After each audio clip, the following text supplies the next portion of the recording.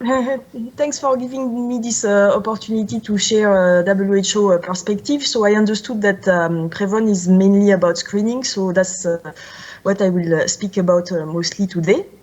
The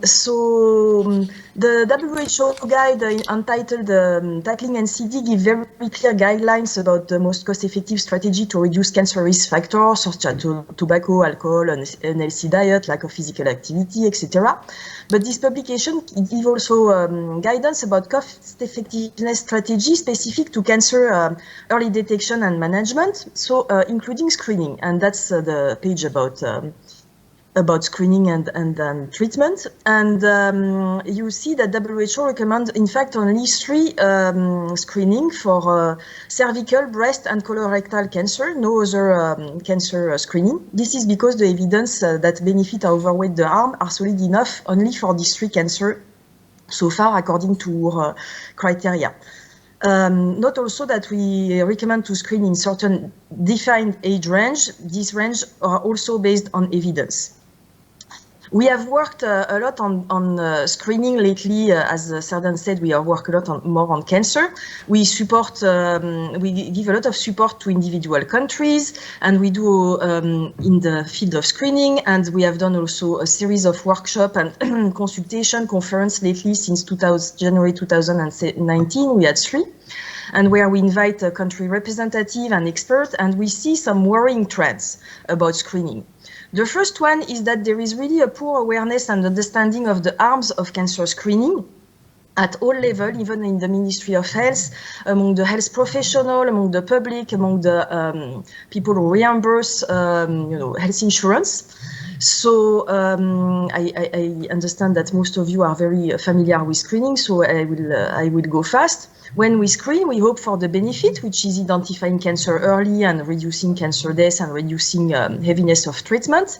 But there are also some harms, mainly false positive, false negative, overdiagnosis, and what we call at WHO the health service prioritization, which is all the financial and human resource you mobilize for this screening that will be very often taken from somewhere else, because we know that there is never enough money for health.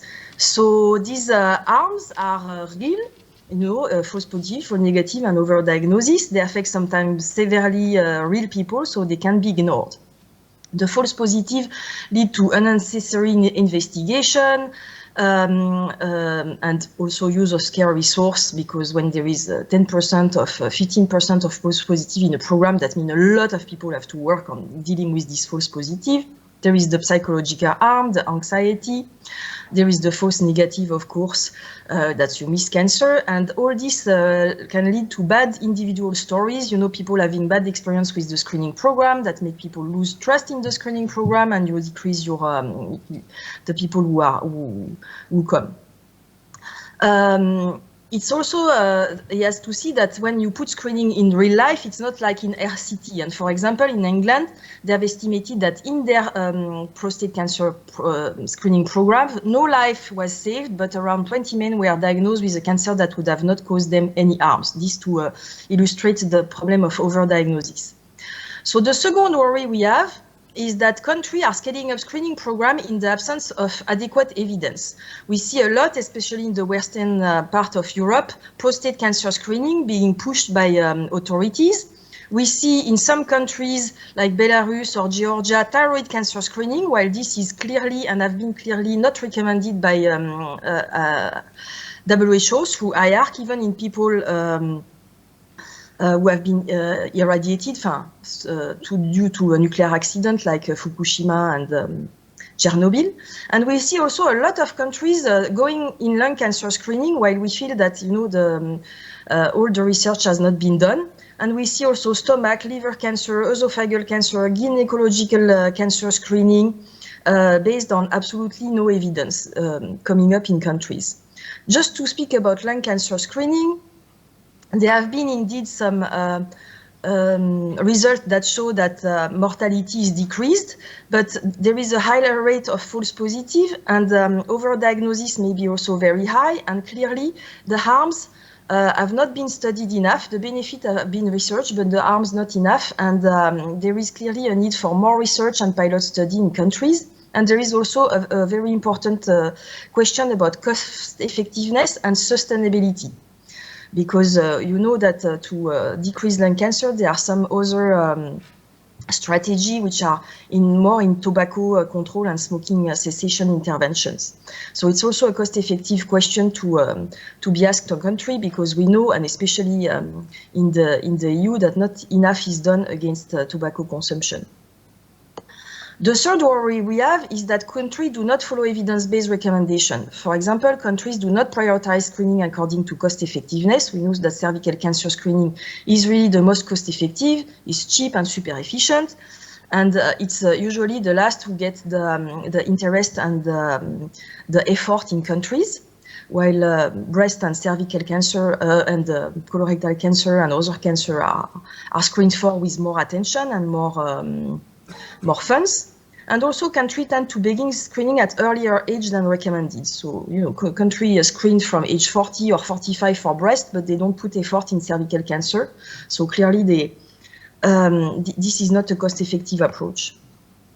The fourth worry is that resources for screening are not correctly planned. You know that you need a lot of people to run screening program and a lot of services, and in fact, quite often we see that screening has low coverage, but it's not because people don't participate, it's because people cannot benefit the services.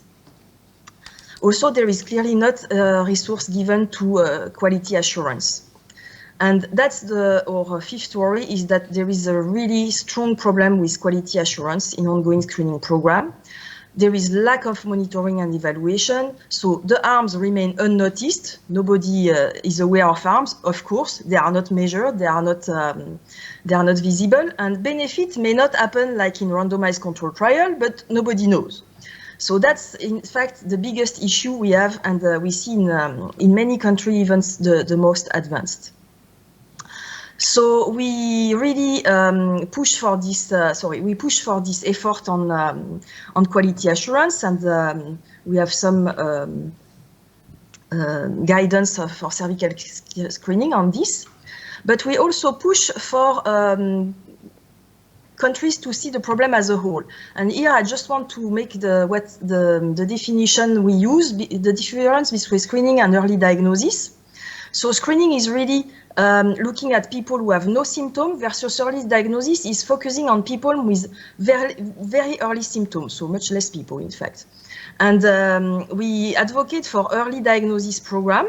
We have a guidance, recent guidance on this, and the idea is simply to really try for all cancer to reduce these 3 delays between first symptom and first visit to a doctor, between first visit to a doctor and diagnosis, and between diagnosis and treatment. We have 3 delays here that need to be measured and need to be reduced and need to be studied to understand why they are so long in so many patients.